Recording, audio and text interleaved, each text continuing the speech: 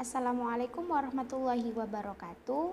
Halo bocah-bocah, yuk sinau bebarengan bab deskripsi gambar. Nah, saiki pengertiane deskripsi gambar yaiku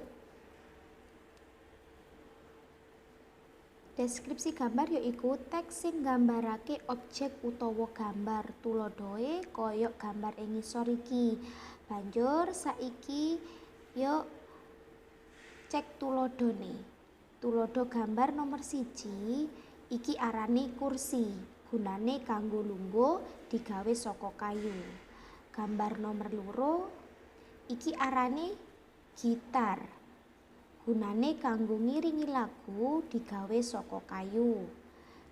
Gambar nomor 3 iki arane buku. Gunane kanggo nulis, digawe saka serbuk kertas. Gambar nomor 4 iki arane jam. Gunane kanggo ngelingake waktu, digawe saka besi utawa plastik. Gambar nomor 5 iki arane bal. Gunane kanggo dolanan bal-balan, digawe saka plastik.